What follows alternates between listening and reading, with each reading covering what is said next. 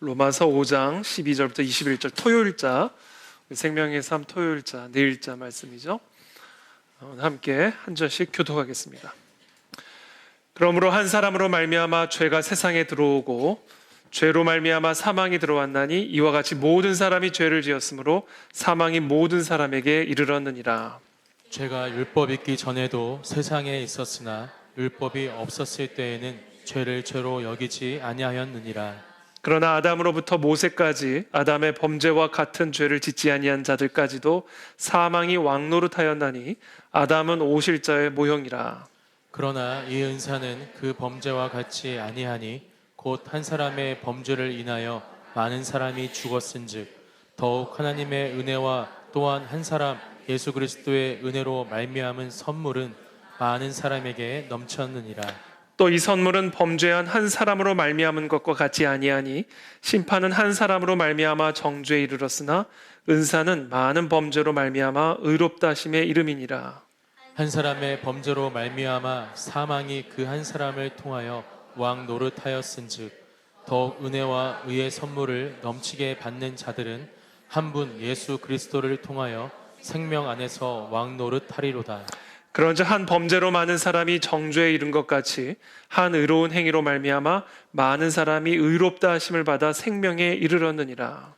한 사람이 순종하지 아니함으로 많은 사람이 죄인 된 것 같이 한 사람이 순종하심으로 많은 사람이 의인이 되리라. 율법이 들어온 것은 범죄를 더하게 하려 함이라. 그러나 죄가 더한 곳에 은혜가 더욱 넘쳤나니 이는 죄가 사망 안에서 왕노릇한 것 같이 은혜도 또한 의로 말미암아 왕노릇하여 우리 주 예수 그리스도로 말미암아 영생에 이르게 하려 함이라. 아멘. 오늘은 두 나라 사이의 전쟁이라는 제목으로 오늘 함께 우리 하나님의 말씀 나누겠습니다. 2025년 9월 10일 한국 시간으로 9월 11일 어제 목요일 새벽이죠. 우리 미국 유타주의 오렘에 있는 유타밸리 대학교 캠퍼스에서 충격적인 사건이 발생했습니다. 보수 정치 운동가이자 또 미국의 젊은 세대들에게 큰 영향력을 가지고 있었던 인물이죠. 찰리 컬크가 31살의 나이에 연단에서 연설을 하던 중에 이 목에 총상을 입고 암살을 당하는 일이 있었습니다. 바로 지난주에 한국에 방문해서 또 우리 많은 크리스찬 젊은이들을 앞에서 또 귀한 연설을 하고 또 돌아간 직후에 일어난, 제가 알기로 한국에서 돌아와서 첫 번째 행사로 제가 기억하는데, 그 직후에 벌어진 일이라서 사실 한국 사회에도 큰 충격을 주고 있습니다. 아마 지난주에 빌드업 코리아 서울에서 있었던 그 행사에 참여했던 분들은 아마 다 찰리 커크의 그 연설을 들으셨으리라 생각이 됩니다. 찰리 커크는 2012년에 18살 때 고등학교를 졸업한 직후에 대학에 진학을 하지 않고 이 터닝 포인트 USA라는 단체를 공동 설립을 했습니다. 이 단체는 이 미국의 건국 이념인 성경적 세계관에 기반한 보수주의의 가치, 자유시장, 작은 정부 등을 이 대학 캠퍼스를 중심으로 전파하는 이 성경적, 도덕적 보수주의 청년 운동의 가장 중심적인 단체였습니다. 특별히 2024년 미국 대선에서 청년 보수층을 결집시켜서 이 트럼프 대통령의 당선에 아주 결정적인 영향력을 미쳤다라는 평가를 받고 있어서 이 트럼프의 최측근 중에 한 사람으로 평가받는 그런 젊은 정치 운동가였습니다. 아마 그분 우리 찰리 컬크가 하는 그런 활동들을 보신 분들은 잘 아시겠지만 미국 전역에 이 대학 캠퍼스들을 돌아다니면서 거기에 모이는 모든 청중들, 그 대학 캠퍼스 학생들을 상대로 질문을 받고 그 질문에 대해 답변하고 서로가 서로에게 질문하며 논쟁을 하는 그런 공개적인 담론의 장을 만드는 방식으로 이 청년 보수주의 운동을 펼쳐 나아갔습니다. 그런 방식을 통해서 성경적인 보수주의 이념을 수많은 대중들에게 전달할 뿐만 아니라 또 수많은 젊은이들 사이에서 그들이 갖고 있는 자신들의 신념과 가치에 대해서 한번 스스로 생각하고 이게 정말 맞는 이야기인지, 이게 과연 근거가 있는 이야기인지 이 찰리 커크와의 논쟁을 통해서 다시 한번 생각해보고 또 생각들을 바꾸는 그런 기회를 주는 일종의 지적인 전투장이었습니다. 아주 치열한 논쟁이 펼쳐지고요. 정말 말로 주고받는 그런 전투장과 같은 상당히 민주적인 방식이죠. 만약에 그와 같은 담론의 장이 없었다면 결국 치고박는 그런 폭력적인 방식으로 사실은 자신들의 입장을 전달할 수밖에 없을 텐데 철저하게 지적인 담론과 논쟁을 통해서 그와 같은 성경적, 도덕적, 신앙적 보수주의 신념을 논박하고 또 전파하는 아주 탁월한 천재적인 그런 능력을 지닌 그런 인물이었습니다. 이 찰리 컬크는 단순히 정치인이나 사회운동가가 아니라 특별히 하나님의 창조 질서를 수호하는 하나님 나라의 증인이었고 생명과 자유 그리고 거룩한 성윤리를 지키기 위해 싸운 그런 하나님 나라의 증언자이기도 했습니다. 이 찰리 커크가 전국의 캠퍼스를 다니면서 핵심적으로 증언했던 주제들은 크게 6가지가 있습니다. 첫 번째는 부정선거입니다. 미국 내 이 선거 부정 의혹, 또 선거의 무결성을 위해 아주 치열하게 싸우고 또 미국 내에 그런 부정선거의 의혹들을 전면으로 내세워서 논쟁하는 그런 인물이었습니다. 미국의 선거의 무결성을 위해 싸웠고요. 두 번째는 동성애 반대입니다. 전통적인 결혼관을 중시하면서 성별 정체성을 바로 세우기 위한 그런 거룩한 성 질서 또 가정 질서의 회복을 위한 그런 운동을 펼쳤고요. 또 세 번째는 사회주의 반대입니다. 이 사회주의적인 경제 정책과 사회주의적인 사고 방식에 대해서 아주 맹렬하게 경고했고 또 지적으로 투쟁한 그런 인물입니다. 네 번째, 기독교를 비롯한 종교의 자유를 수호하고 특별히 교회와 기독교적 가치를 지키기 위해 싸웠습니다. 또 다섯 번째, 이 좌파 정책으로 인해 붕괴된 미국 내 치안을 경고하고 범죄와 마약 문제에 대해서 강력하게 대응할 것을 촉구하면서 범죄와의 싸움을 주도했던 또 그런 인물이었습니다. 마지막으로 6번째는 국민 위에 군림하고 있는 보이지 않는 권력들, 보이지 않는 엘리트들이 이 미국이라는 나라를 조종하고 미국의 건국 정신들을 무너뜨리려는 소위 말하는 그 딥 스테이트 세력에 맞서 싸우는 그런 인물이었습니다. 그러니까 이 찰리는 우리 성경적 보수주의의 비전을 지키기 위해서 어릴 적부터 인본주의 또 반기독교 사회주의 사상으로 세뇌당한 미국의 청년들에게 미국의 건국 이념인 기독교 신앙을 바탕으로 한 정의와 상식을 올바르게 가르치며 수많은 미국의 젊은이들을 선도한 그런 탁월한 리더였습니다. 이 사람 덕분에 많은 청년들이 깨어나서 범죄에서 돌이키고 또 올바른 길을 걸을 수 있었고 심지어 복음을 영접하는 일들도 있었습니다. 특별히 지금 암살을 당한 이후에 많은 청년들이 찰리 컬크의 죽음을 목격하고 그들의 생각과 마음들을 변화시키는 그런 물결들이 일어나고 있다라는 그런 소식들이 들려오고 있습니다. 저는 일단 이분의 이 암살, 저는 어저께 새벽에 일어나서 이제 아침 큐티를 하는데 제가 이제 습관적으로 이제 뉴스를 항상 확인을 하는데 딱 그 시간에 암살을 당했더라고요. 딱 그 시간에.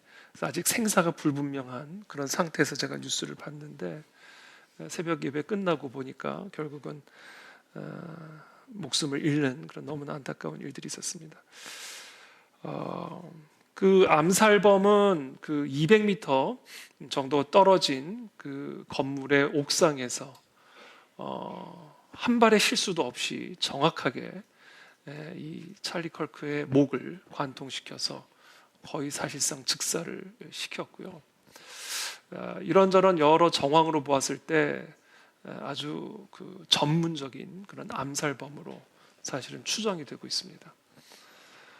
만약에 그 사람이 전문적인 암살범으로 그렇게 찰리 컬크라는 인물을 그렇게 암살할 정도였다면 누군가 그를 고용하는 세력들이 분명히 있었을 것이고, 그렇다면 그를 고용한 세력은 누구였을까? 이제 이게 지금 전 세계 초미의 관심사이고, 또 그것을 또 FBI를 비롯한 미국 당국도 깊이 지금 파고 있는 중으로 보여집니다. 그런데 그냥 여러 가지, 저는 뭐 제가 그 속사정을 깊이 아는 사람도 아니고 뭐 제가 FBI도 아니고 모든 걸 다 알 수는 없지만, 그냥 정황적으로 우리가 추론할 수 있는 것은, 그리고 제가 느끼는 것은, 일단 이 프로페셔널 킬러를 고용한 사람들은 누굴까? 트럼프 대통령을 죽이려고 했던 세력과 저는 다르지 않을 거라 생각합니다. 트럼프 대통령 그 대선 운동 기간에 우리가 잘 알다시피 암살 시도가 있었고, 정말 하나님이 보호하사 기적적으로 정말 동일하게 저 지붕 위에서 정말 그 전문 킬러가 총을 쏘았는데, 그게 정말 이 귀를 그냥 이렇게 고개를 돌리면서 이게 귀를 확 치고 지나가서 다른 사람을 결국은 살해하는 그런 일이 있었죠. 저는 그 세력이 다르지 않을 거라 생각합니다. 실제로 그 총을 쏜 사람은 다를지 몰라도 그런 전문적인 킬러를, 대통령 후보, 아주 유력한 대통령 후보를, 전직 대통령을 죽이려고 했던 그 암살범이 결국은 트럼프 대통령의 가장 큰 힘이 되었고 우군이었던 찰리 커크를 죽인 그 세력과 저는 다르지 않을 거다. 저는 그렇게 사실 생각을 하고요. 그렇다면 그 세력은 상당한 힘을 가진 사람이겠죠. 그렇죠? 상당한 힘을 가진 세력이겠죠. 그것과 더불어 이 사람이 암살을 당한 시점을 제가 이제 생각을 해볼 때, 대한민국에서 빌드업 코리아라고 하는 한국의 보수주의 크리스천 청년 그런 집회에 와서 우리가 함께 싸우자, 이게 핵심적인 메시지였던 것으로 보여져요.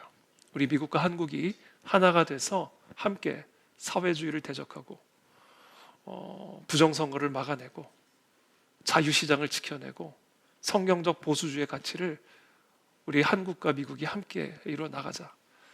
나도 미국에서 한국과 그 일을 위해 함께하기 위해 많은 노력들을 기울일 것이다라는 메시지를 주었던 것으로 보여집니다. 그리고 나서 직후에 일어난 일이란 말이죠. 저는 이런 여러 가지 정황으로 봤을 때 미국과 한국의 관계는 우리가 잘 알다시피 혈맹 관계고, 미국에게 있어서 한국이라는 나라는 정말로 중요한 지정학적, 또 정치, 국제 정치학적 위치 가운데 있는 나라이기 때문에 저는 이 컬크의 암살이 한국 방문 직후에 미국에서 이제 다시 그 사역들을 시작하는 과정에서 일어난 일이, 저는 이건 우연이 아니라 그런 생각이 듭니다. 그런 여러 정황들 속에서 진짜 우리가 얼마나 지금 심각하고 무섭고 치열한 전쟁터 가운데 있는가를 저는 이번 찰리 커크의 암살 사건을 통해서 온몸으로 느껴지게 됐어요, 사실은. 물론 지금 우리가 얼마나 심각하고 무서운 전쟁 가운데 있는지는 알았지만, 지금 이 전쟁이 얼마나 대한민국의 운명은 물론이거니와 미국을 위시한 자유 진영 세계의 운명을 결정지을 수 있는 무서운 전쟁이 진행이 되고 있는가를 제가 생각하게 되었습니다.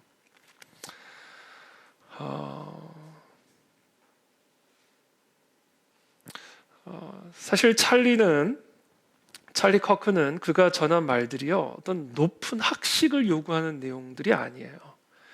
그가 주장하고 그가 가르치고 그가 말하고자 했던 모든 일들은 그냥 바른 양심과 바른 상식을 지닌 인간이라면 누구나 깨닫고 받아들일 수 있는 그런 내용들이었습니다.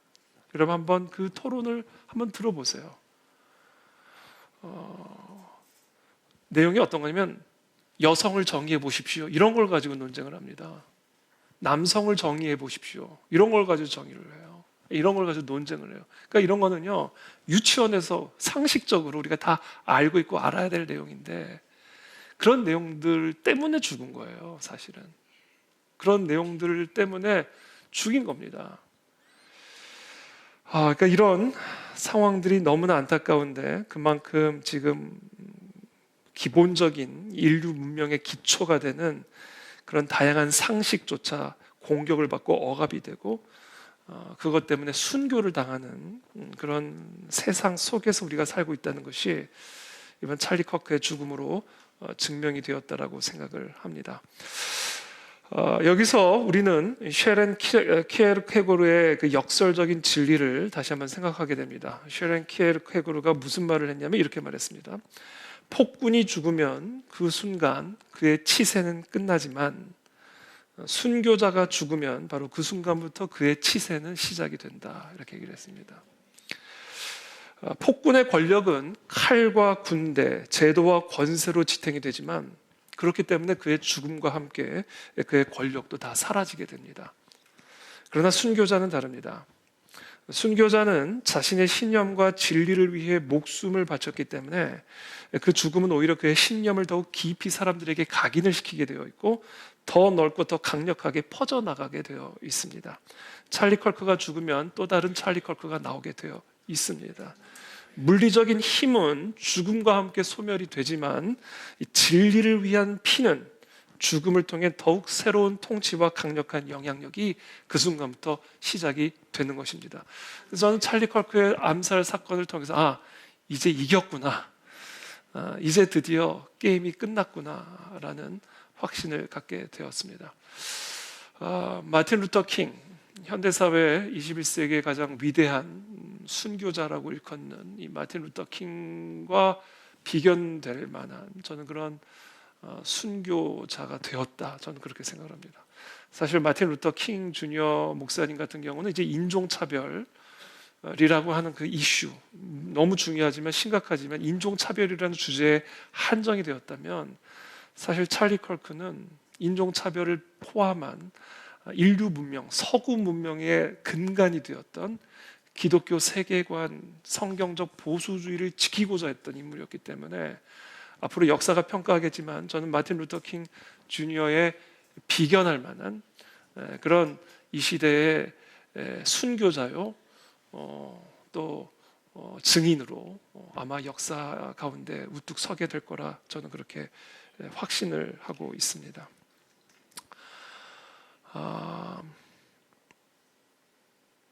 오늘 우리가 읽은 이 로마서 5장에서 사도 바울은 아담의 범죄와 그리스도의 순종을 대조하면서 죄의 권세와 은혜의 권세 사이의 전쟁을 선포하고 있습니다. 한 사람 아담의 범죄가 들어오면서 모든 사람에게 사망이 임하게 되었고 그래서 모든 사람들의 왕노릇을 했다. 이 죄와 사망이 모든 사람의 왕노릇을 했다. 이렇게 표현을 하고 있죠. 왕노릇. 14절에 보면 아담으로부터 모세까지 아담의 범죄와 같은 죄를 짓지 아니한 자들까지도 사망이 왕노릇하였나니 아담은 오실 자의 모형이라 왕노릇했다. 또 17절에 보시면 한 사람의 범죄로 말미암아 사망이 그 한 사람을 통하여 왕노릇하였은즉 더욱 은혜와 의의 선물을 넘치게 받는 자들은 한 분 예수 그리스도를 통하여 생명 안에서 왕노릇하리로다. 그러니까 오늘 사도 바울이 이 본문에서 하시는 말씀의 핵심은 아담 한 사람으로 말미암아 죄가 세상에 들어왔고 그래서 그 죄가 모든 사람들에게 사망을 가져다 줬다는 거예요.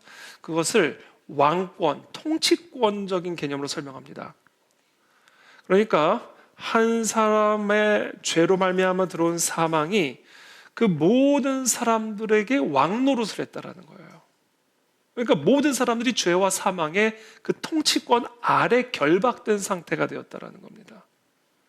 그런데 또 다른 아담, 예수 그리스도께서 이 땅에 오셔서 우리의 모든 우리가 감당해야 할 그 죄와 사망의 저주를 홀로 다 감당하심으로 말미암아 이제 우리에게는 의의 선물, 생명의 선물이 주어졌는데 그 순간부터는 그 은혜가, 그 은혜로 말미암는 의와 생명이 우리들의 왕노릇을 하기 시작했다라는 거예요. 이것을 사도 바울은 골로새서 1장 13절 14절에서 이렇게 표현합니다. 그가 우리를 흑암의 권세에서 건져내사, 그렇죠?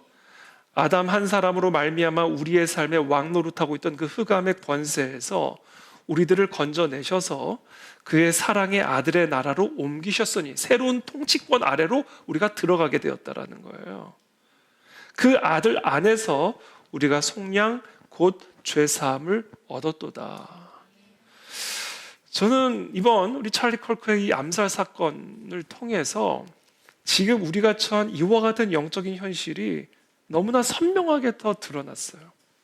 아, 진짜 우리가 이런 영적 현실 속에서 살아가고 있구나라는 것이 우리 지금 이 시대의 정치 문화적 현실 속에서 아주 선명하게 드러나게 되는 그런 사건이었다고 생각합니다.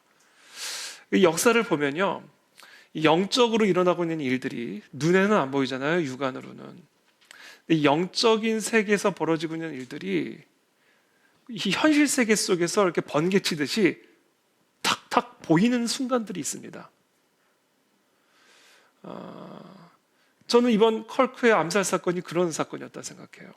눈에 보이지 않는 영적인 세계에서 벌어지고 있는 그런 갈등과 충돌이 번개처럼 현실 세계 속에서 탁탁 터지는 거죠. 볼 수 있는 사람들은 보고 들을 수 있는 귀를 가진 사람들은 이제 듣게 되는 그런 사건들이 일어나게 되는 거예요. 지금 우리는 예수 그리스도로 말미암아 흑암의 권세, 죄와 사망의 권세, 하나님의 창조 질서를 허물고 성의 윤리를 뒤엎어버리고 사람들을 옥죄고 죽이고 노예로 삼고 죄와 사망의 결박 속에 살아가도록 만드는 그 죄와 사망의 왕권이 다스리는 세상 속에 살던 우리들이 예수 그리스도로 말미암아 거기서 건져냄을 받아가지고 하나님의 아들의 통치권 아래로 들어가는 그런 삶을 살아가게 된 거예요. 이게 의미하는 바가 뭐냐면 건져냄을 받은 다음에는 우리가 있었던 그 흑암의 권세와의 전쟁이 시작이 되고 그 전쟁에 참여하게 된다라는 거예요. 자동적으로. 흑암의 권세 속에서 살던 우리들이 하나님의 사랑의 아들의 나라로 건져냄을 받는 순간부터 이제 우리의 삶에는 이 흑암의 권세와의 영적인 충돌과 전쟁이 시작이 되고 또 거기에 우리가 원든 원치 않든 우리는 동참하게 되어 있습니다. 그래서 사도 바울이 아주 심각하게 에베소 교회 성도들에게 권면한 거예요. 하늘의 전신갑주로 무장해야 된다.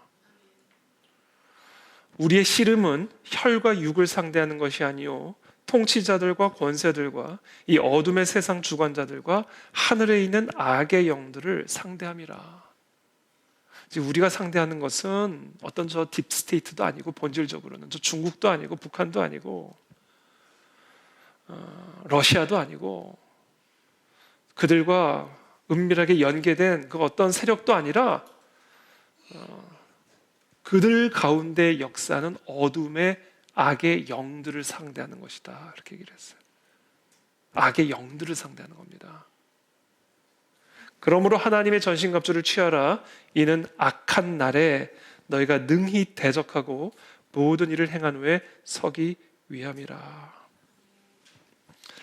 이번 찰리 컬크의 순교는 바로 이와 같은 이 세상의 영적인 현실을 눈에 보이도록 선명하게 우리 모두에게 가르쳐 주었습니다.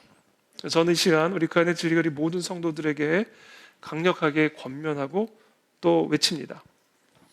우리가 예수 그리스도의 피로 흑암의 권세로부터 건져냄을 받아 그분의 나라와 왕권 안으로 들어가는 그 순간부터 우리는 자동으로 이 영적 전쟁의 전선에 서게 됩니다. 이 영적인 전쟁은 선택이 아니라 운명이고 필수입니다. 그래서 사도 바울이 하나님의 전신갑주로 무장하라고 하면서 다음과 같은 갑주로 무장할 것을 명령합니다. 첫 번째가 뭐냐면 진리로 너희 허리띠를 띄어라. 진리입니다. 의의 호심경을 붙이고 평안의 복음이 준비한 것으로 신을 신고 모든 것 위에 믿음의 방패를 가지고 이로써 능히 약한 자의 모든 불화살을 소멸하고 구원의 투구와 성령의 검 곧 하나님의 말씀을 가지라. 이 하나님의 전신갑주를 처음과 나중으로 연결해 주는 게 하나님의 말씀, 진리입니다. 진리로 너희 허리를 띠고 그 다음에 말씀을 가지라는 것으로 마칩니다. 진리입니다. 진리. 하나님의 말씀. 그러면서 모든 기도와 간구를 하되 성령 안에서 기도하고 이를 위하여 깨어 구하기를 항상 힘쓰며 여러 성도를 위하여 구하라.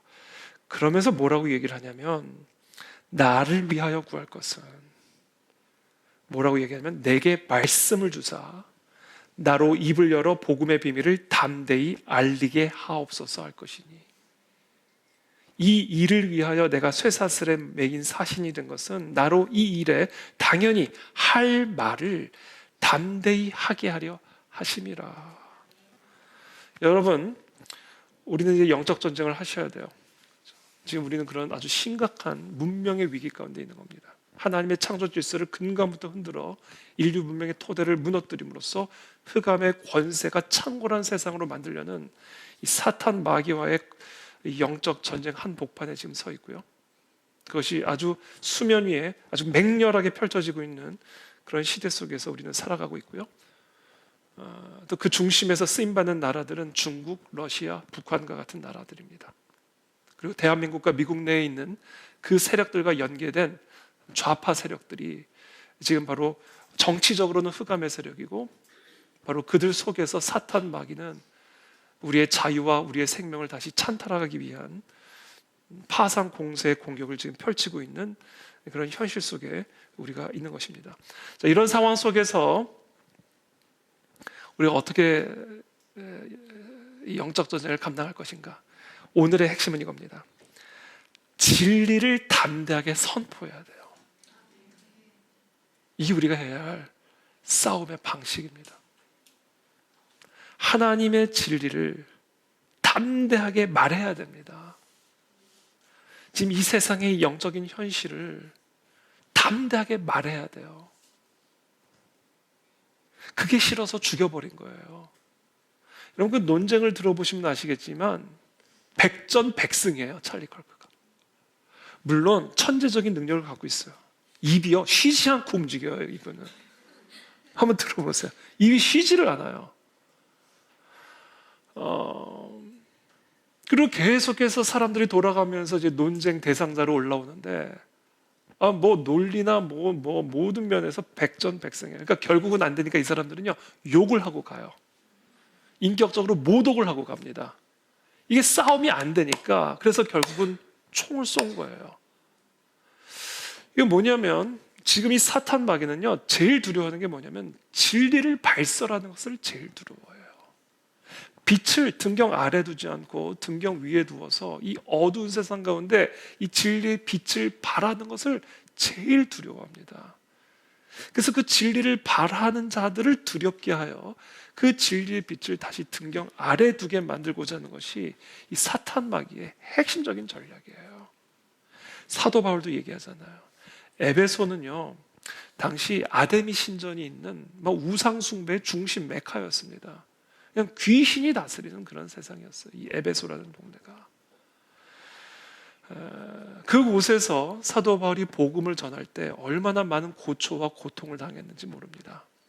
그러니까 사도 바울의 마음 안에도 가장 갖고 있었던 가장 큰 두려움이 뭐였냐면 입을 못 대겠는 거예요. 입을. 무서우니까. 그러니까 사도 바울이 하나님의 전신갑주로 무장해야 된다. 이거 진짜 우리가 엄청난 영적 전쟁터 가운데 살아가고 있다. 이게 눈에 보이지 않아서 그렇지.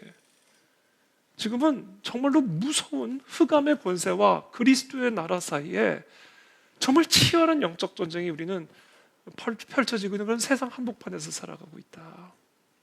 그러므로 에베소에 있는 여러 교인들이요 전신갑주를 무장하라. 그리고 나를 위해서 기도할 때 무엇을 위해서 기도해? 딴 거 아니고 담대하게 말하게 기도해달라 이거예요. 이게 사도 바울의 가장 중요한 기도의 제목이었습니다.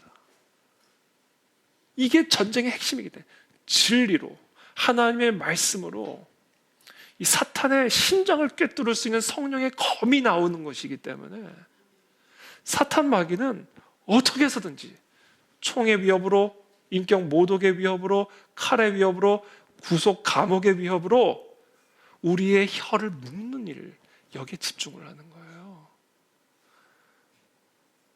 그래서 저는 이 사도 바울의 이 기도의 제목, 나를 위하여 구할 것은 내게 말씀을 주사, 하나님의 말씀을 주사, 그 다음에는 입을 열게, 입을 열어서 복음의 비밀을 담대하게 알리게 하옵소서. 세 가지를 구하죠. 말씀을 달라고.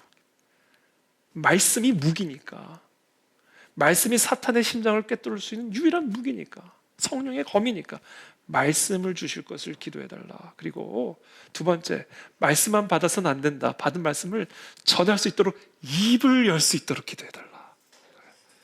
그 입을 열려면 어떻게 열 수 있는가? 그냥 열면 되는 거 아닌가? 그게 아니라 마음에 담대함이 있어야 입을 열 수 있으니까 말씀을 주시고 입을 열 수 있도록, 그리고 입을 열 수 있도록 마음에 담대함이 있을 수 있도록 기도해달라.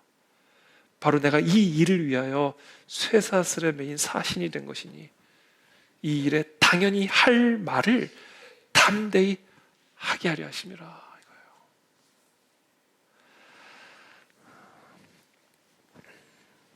사실상 사탄 마귀는 패배당했습니다. 그렇죠? 이미 2000년 전에 골고다 언덕에서 패배당했습니다. 그렇기 때문에 우리가 해야 할 일은 그 사탄 마귀가 이미 패배당했다는 사실을 선포하는 일이고, 하나님의 진리를 입을 열어 담대하게 선포하는 겁니다. 사회주의는 안 된다는 말을 왜 못합니까? 공산주의는 안 된다는 말을 도대체 왜 못합니까? 도대체 뭐가 무서워서 말을 못하는 겁니까? 그렇잖아요. 사탄 마귀는 목사들의 입을 교묘하게 길들여서 침묵을 강요합니다. 성도들이 듣기 싫어한다. 성도들이 교회를 떠난다. 마음에 시험이 든다고 한다. 온갖 거짓, 온갖 미혹, 온갖 두려움을 조장해서 설교자들의, 그리스도인들의 입을 막아버리고 교회를 침묵 속에 길을 들이고 있는 그런 시대적인 상황 속에서 우리가 살아가고 있는 것이죠. 그래서 저는 이번 찰리 컬크의 이 순교 사건을 통과하면서 사도 바울의 또 이와 같은 기도의 제목들을 묵상하면서 이 사탄 마귀가 제일로 두려워하는 것은, 그래서 총탄으로도 막고 싶어 했던 그것은 바로 입을 열어 담대하게 하나님의 진리를 선포하는 것이구나. 이게 사탄 마귀가 제일 두려워하는 것이구나. 사탄 마귀의 약점을 발견할 수 있는 시간이었습니다. 그렇기 때문에 우리가 해야 할 사명을 더욱 선명하게 깨닫는 그런 계기가 되었습니다. 우리는 이 진리의 빛을 등경 위에 두어서 모든 사람이 듣게 해야 합니다. 더 담대하게, 더 강력하게, 더 큰 소리로 하나님의 이 창조 질서와 하나님의 진리를 저 흑암의 권세와 세력을 향하여 소리치고 외쳐야 됩니다. 그것 때문에 죽을 수도 있어요. 그것 때문에 모독을 당할 수도 있습니다. 그러나 그와 같은 모독, 그와 같은 죽음은 오히려 하나님의 영광을 더 강력하게 드러낼 것이고 이 땅에 하나님의 뜻을 이루실 줄을 믿습니다. 역사를 보십시오. 인류의 역사를 보십시오. 마틴 루터 킹의 죽음, 에이브라함 링컨의 죽음, 스테반 집사님의 죽음, 그리고 사도 바울의 죽음. 제가 지난 주일에 나눴던 Freedom is not free. 우리에게 주어진 자유는 하나님의 아들의 죽음으로 말미암아 우리에게 주어진 자유. 그 자유를 지키는 것 역시 예수 그리스도와 같은 피와 눈물과 땀의 희생을 통해서 그 자유는 더욱 강력해질 것이고 더욱 확산될 것이며 이 땅에 하나님의 나라는 더 강력하게 임하게 될 줄을 믿습니다. 그래서 오늘 저희가 하나님 앞에 결단해야 돼요.